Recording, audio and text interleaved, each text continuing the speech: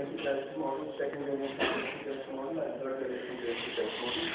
This is primarily in the context of Latin American countries, and this work is primarily due to improvement in 1979, so it's rather old. This is early 1990s, and Oxford, I think also Robert, but I'm not sure I just remember that. This was more inspired by the events in UK, and this is 1997-98, more in the context of East Asian financial crisis. So that's a bit of history to that. And of course, as I said, if you take the earlier period where you had gold linkage, then you were continuing currency crisis. So let's begin with this, and I'm going to make it more into a descriptive from analytical thing rather than get into a formal mathematical model. Make it simple. So the first generation currency crisis model. So what was the story there? It was in three parts. Part A was that you had government expenditure and taxes. It's a bit distracting. If you have a question, I'll be more than happy. So this is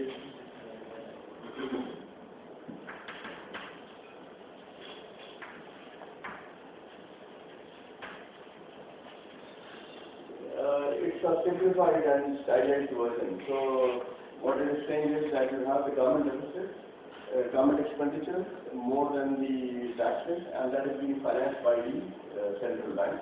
How does the central bank do it? It is increasing more money in the economy. This is base money. For the purposes of the first currency model, we will not make a distinction between base money and total money. Make it simple. If you like, you can assume that the money multiplier is fixed or stable, not changing much. So you can use the terms money and base money interchangeably. The point is that the money increases. So given the fiscal deficits, the money in the economy moves up. That is the first part of the story. The second part of the story is the quantity theory of money.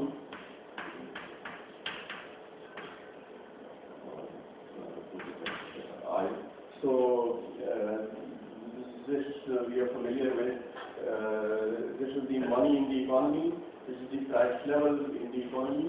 This is the function, demand for real money. This is national income. This is the nominal interest rate in the economy. The demand for money increases with income. It decreases with the interest rate. This is the way we would use it is to use the quantity theory of money formulation. And what we are going to do is to make it simple, take it that y is fixed,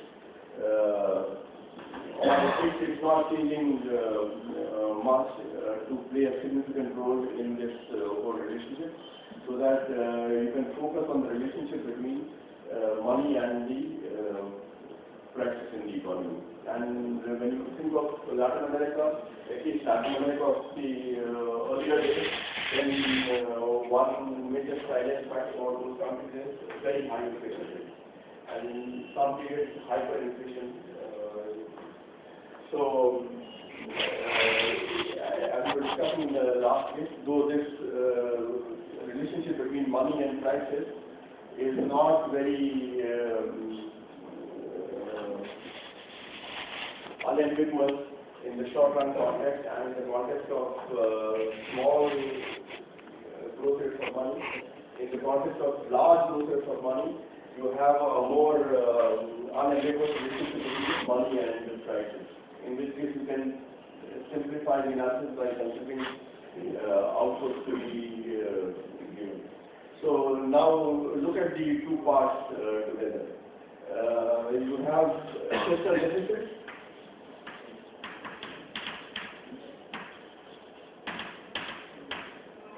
Fiscal deficit being financed by the central bank.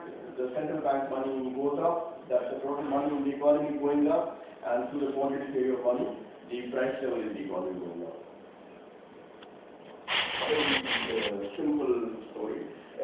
Something which would have happened under gold standard, because the amount of money was deposited in the economy, you can't increase that.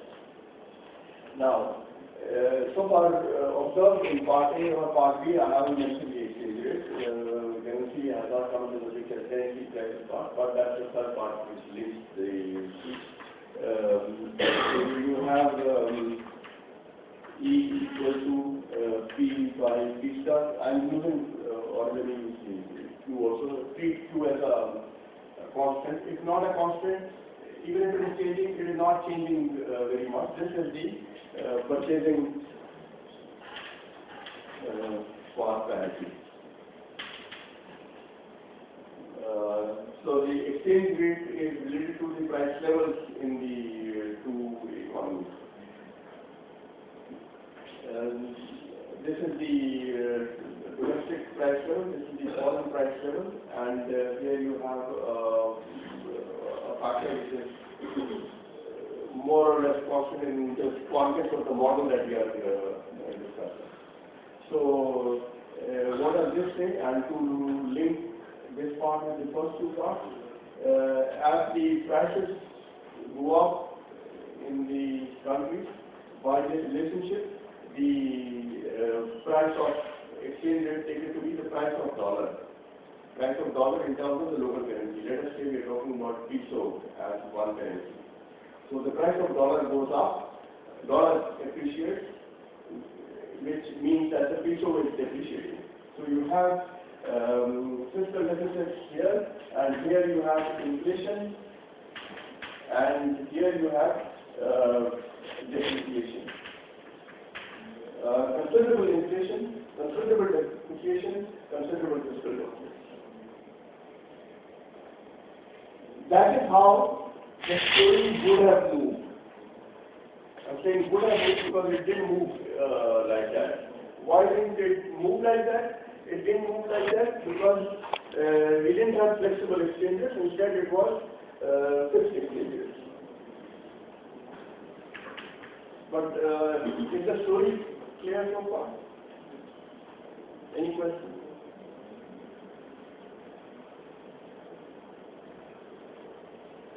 Any? Okay. So, if you have fixed exchanges and you have flexible exchanges. So, implication will be current account deficits, sir? So, one more part, which is the reserve of the central bank. And let me write a balance sheet of the central bank. So you have C, R, which is the total of H. These are the liability side of the central bank.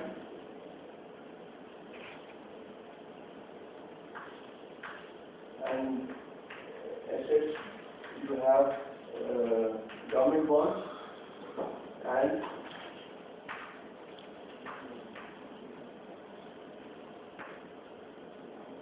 foreign exchange reserves.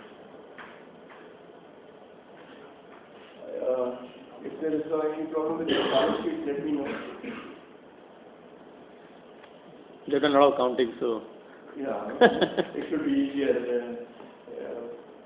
Is it okay?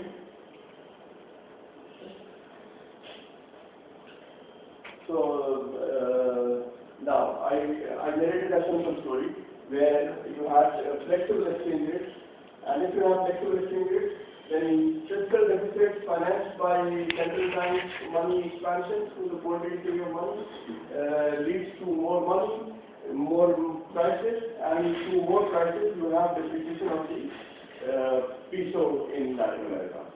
There would have been no crisis. Of course, there would have been inflation, there would have been depreciation, and this in turn may have had some effects on the real sector, but there is no crisis. Crisis meaning there is no turning point. That's the dictionary meaning of crisis. Of course, there is an ongoing problem that people would be unhappy with inflation, people would be unhappy with depreciation. So that is the flexible exchange rate. Now come to the case where the exchange rates are fixed. If they are fixed, then what is happening is that the fiscal deficits go on, money expansion is going on, and the inflation is there in the economy. But how do you keep the exchange rate fixed despite the prices going up? What the central banks were doing was they were depleting their foreign exchange reserves. So if you're keeping the exchange rate fixed, and at that exchange rate, of course, there would be a lot of demand for foreign exchange. How can you meet that demand? If you keep reducing your foreign exchange reserves, you can go up to a point in keeping the exchange rate fixed. But a point comes when you run out of these reserves. When you run out of these reserves, that is when you have your crisis. The crisis is when the exchange rate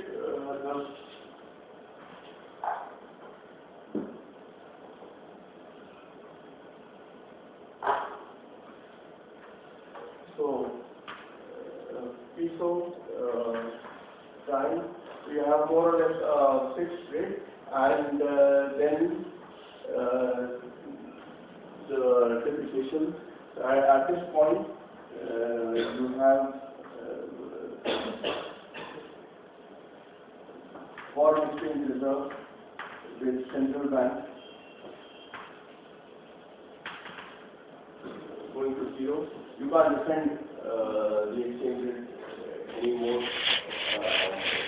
You have a collapse, and it's a huge depreciation that happens. So that is the first generation which is the best model. So here the culprit is the fiscal deficit, which is at the source of the problem. Or fixed exchange rate, if you didn't have, then also the problem would be. Right. So okay, that's better. So the fiscal deficit combined with the fixed exchange rate. So it's also the fixed exchange rate part, and you will see that in many of these situations, in some form or another, fixed exchange rates play a role, which is why the world moved away from fixed exchange rates over time. It happened gradually, but today we are by and large in a world of flexible exchange rates. But there could be a small footnote. If your fiscal deficit is financed for your, suppose, good capital expenditure decisions, then a lot of these crises can also be averted. In the sense, then your output, which you have assumed to be fixed, if that can, because these are all developing countries, if you can ensure your fiscal deficit goes to enhance your productivity in the economy, then also this third thing can also play a very important role, which could be further kind of. Sure, that would be a qualification to this broad story, qualification. But being in the context of Latin America, it is not small deficits and not small increases in money, the amounts are large. So there the effect tends to be more on prices than on the... No, that's there. But if you look at the 50s and the 60s, Latin America is growing very fast, if you see the history. And the 70s, suddenly when they overborrow to finance the capital expenditure, and which is not used very efficiently. You're borrowing these petrodollars at a very cheap price, and nobody's asking you a question that you have a viable capital project. So you're overborrowing the market. You have a huge amount of debt already accumulated because of fast growth. More money has flowed into your country. If you look at the 50s and 60s, Latin America is growing very fast. But the 70s, oil crisis and too much borrowing and not properly kind of spending that money leads to your output stagnating, and then the entire model becomes valid, what you kind of highlighting. So, by the way, you can look at this as a somewhat closed economic model, except that foreign exchange reserves are entering the picture, but it's closed economic story. The essence of it is closed economic story in the sense that there are fiscal deficits, there is quantity theory of money, and you have an exchange rate. So it is not that there is a full-out capital flows that stop coming in. I'm glad you said that, so I should have mentioned that earlier. That will play a role in the third generation currency test model. Here, the vision of the piece is not the foreign institutional investors, FIIs, pulling out money suddenly and that leading to a currency crisis. That is not happening here. I'll put it differently. In my reading, if you look at 60s and 70s, Latin America was borrowing heavily as a official or commercial debt. It's a debt, it's not a capital flows, but it's not a private capital flows. So the era of FII and FDI hadn't really started in the 70s. It was basically money which you were borrowing, and then if you had a good project, there were all these commercial banks which were sitting money, collecting money from Gulf countries in the oil sector, and they had somewhere to park this money. And they found Latin America is growing very fast.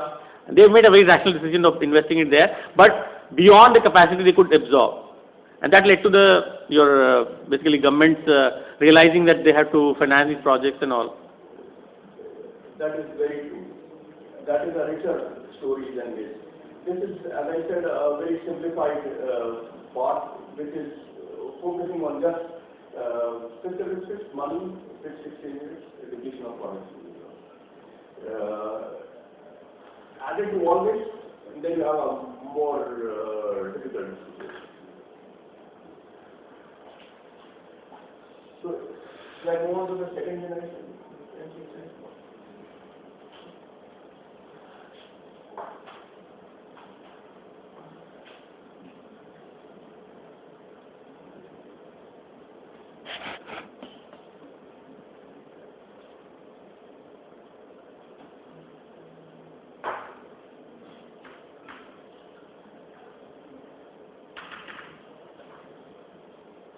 Second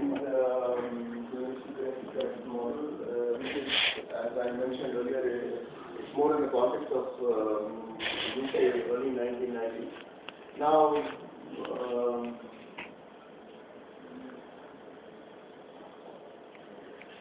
the story goes here like this. The European Union has been in the making for a long time. At a later stage, UK also decided to be part of that, and the development of the European Union took different forms, different things getting integrated over time. Initially, the emphasis was on trade, removing customs barriers, quotas, tariffs, etc. At a later stage, it was also about integrating the monetary system, eventually trying to move to a single currency, which is what they did, which is what we know as euro, but that came at a later stage. The transition from several currencies to a single currency, in that transition, there was supposed to be different currencies, but with a fixed exchange rate. Or if not a fixed exchange rate, somewhat fixed in some region, it would fluctuate up to a point, and then the central bank is supposed to intervene. So you move from very flexible exchange rates to exchange rates which move in a narrow range, and then to move on to a single currency. That was the planning that was going on. Some parts have been achieved already very successfully. It was the monetary part which came later. Now, UK was also part of that, and when UK was to join the union in terms of this currency alignment, then you have to fix a rate, because I said you were moving towards somewhat fixed rates. So at that point, what happened was that, and even at that time, many had said that the value of the pound is being kept at a high level. But the thing was that once you fix a rate, then you have to defend that in order to move towards a regime of a single currency. A single currency is where you've done away with different currencies and in fact have permanently fixed it. That is one interpretation of a single currency instead of multiple currencies fixed exchange. Now, having kept the value of pound at a high level, you have problems in the economy. You can't arbitrarily fix the price of currency somewhere. If you do, then it is going to have some adverse implications. And the implications were showing on the way. You have effect on exports. Exports being adversely affected because the pound is value high. Imports is going up.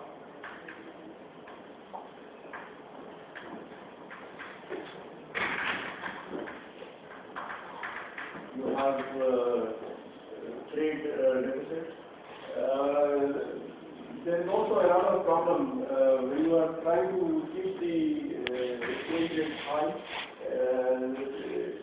You have to, and if there is some expectation in the market amongst the traders and speculators that the pound value is going to fall, then you would like to hold pounds, because the value is going to fall. Now,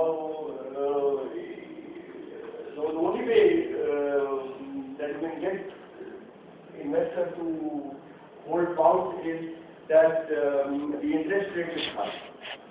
So if interest rate in UK is high, then that is one way that you can hold on to the exchange rate.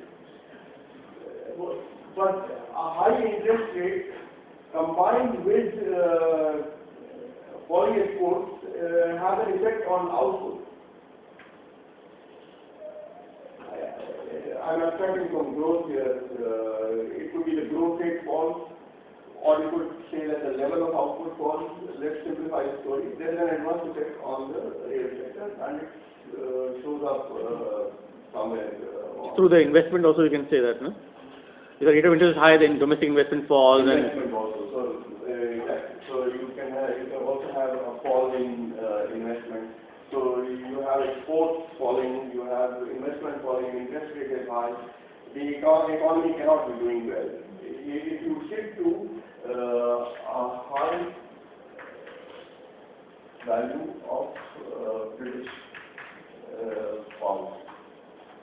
This is the story of George Soros making the money that you might remember. I am coming to that. This is the same story. So,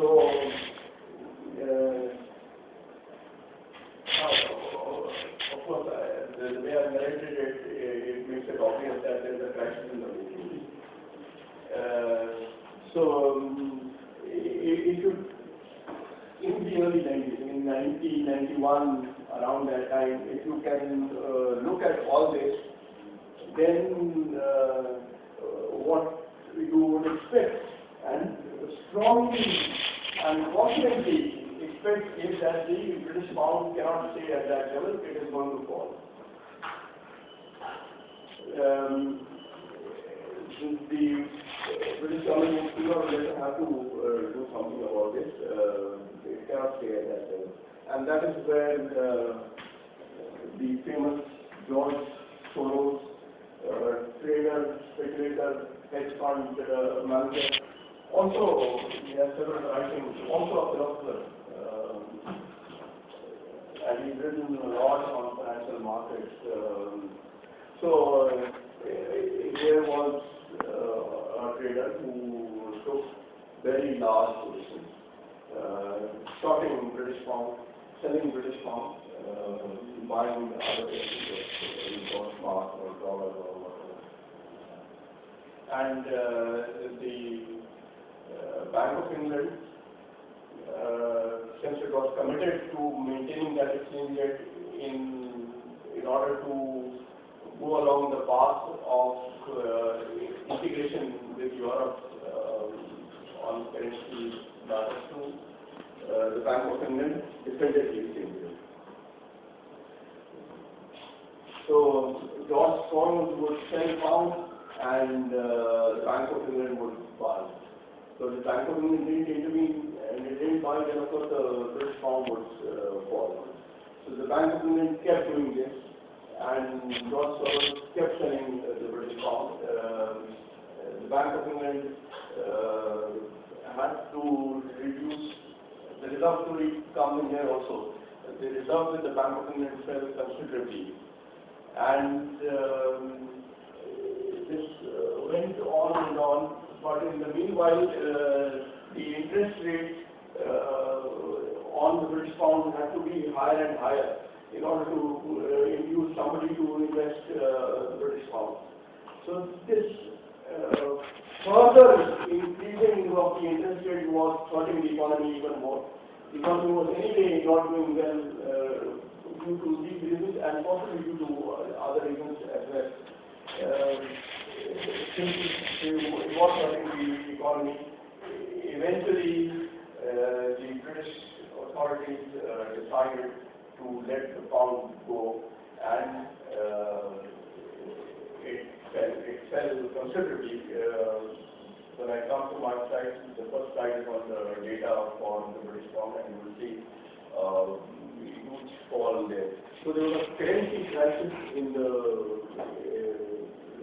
UK, and what caught the attention in the media and also on policy makers was another part of the story, and it is this part which attracted more attention. This was that here was a hedge fund, here was a trader who could bring the Bank of England to its knees.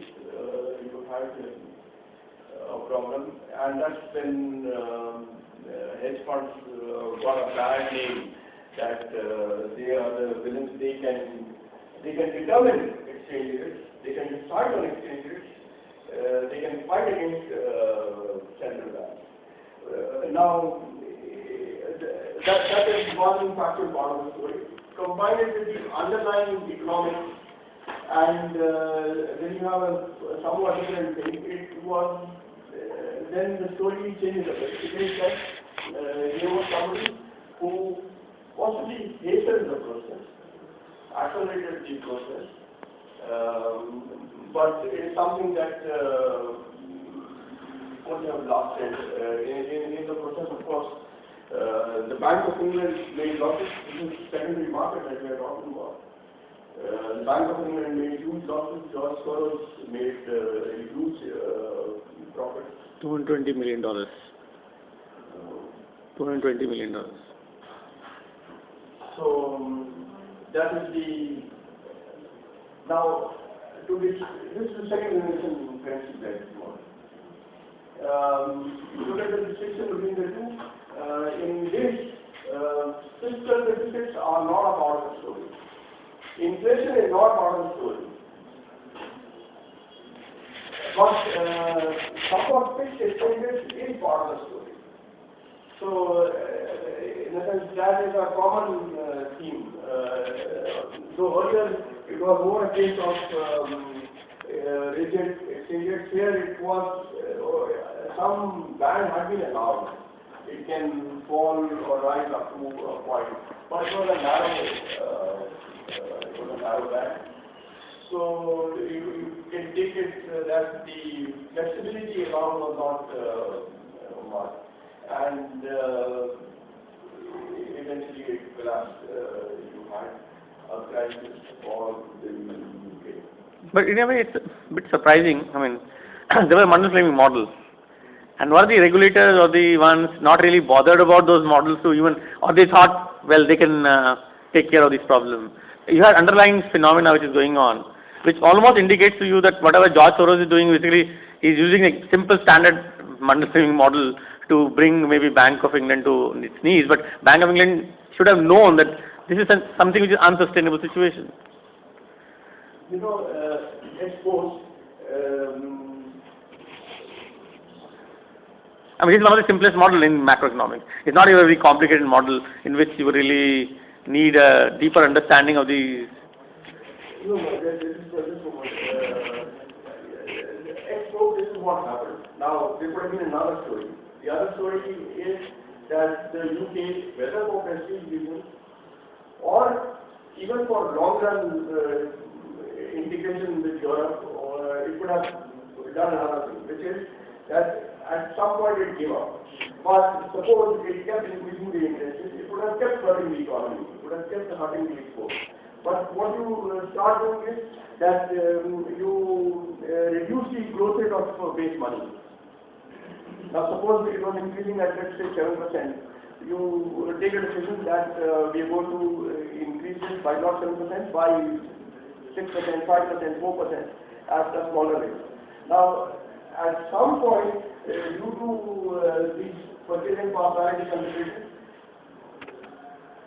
there would be some value of money at which the pound value that was initially decided would become the market price. But that will be at the cost of hugely macro, I mean, output cost. This is what the UK government decided, that is not the first thing. But suppose it had done that, then George Soros would have lost huge amounts. He would have been a reverse story. It would have been a reverse story. He would have lost huge amounts, and for all you know, he would have gone down in history as some gambler who was trying to take a gamble against the Bank of England. What a stupid thing to do. You know, the narrative would have changed completely. That's what happens with many traders. You export, you look at it as a hero or as a fool. Ex ante, it becomes difficult, and that's where decision making is involved. So, one thing that Prof. Soros also initiated this, he was not the only one, a lot of people who, so imitating him, followed him to this, and that also was one of the major reasons the Bank of England could not because of the sentiment factors that you mentioned earlier. They came into play, and that is why, because he alone might not have been able to sustain. They were. Look at George Soros here as a representative of the speculator trader group. Of course, the leading one and the biggest one, but yes, there were many others who took such positions. So not in that. Because the initial position and the rest of the people who got involved later on, they kept this thing going and eventually made the Bank of England capitulate. But what the latter part that I was saying was that it was a conscious decision by the British government and the Bank of England together to let it go. But if suppose they had decided that no, we're going to fight somewhat and pay a price in terms of short-term output losses, you could have got another thing in the process, which is long-term credibility of your tenancy.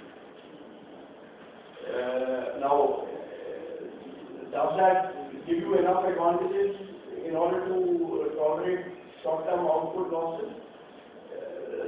That's a judgment, that's a policy for the take. But we know now that when we think of good, strong currencies, the euro has become a bit of a problem issue now. But even now, euro one still counts as a good, strong currency. One counts the yen, the dollar but the British pound is not much, very much understood. And it's partly due to events like this, the pound collapse then, and somewhat similar thing that happened earlier also. So over time, you lose some credibility. So that was the other side of it. I think here was the other story which you were trying to say about the Hong Kong possibly comes in. I come to that. Third one. Right. So shall we move on to the third? How much time? 20 minutes. Yeah.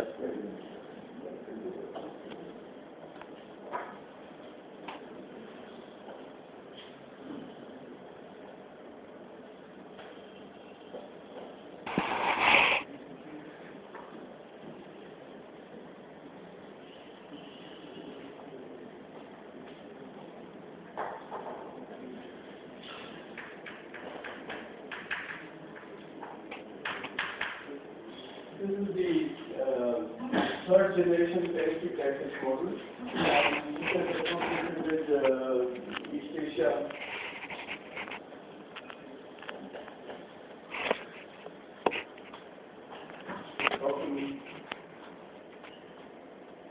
I meant that mostly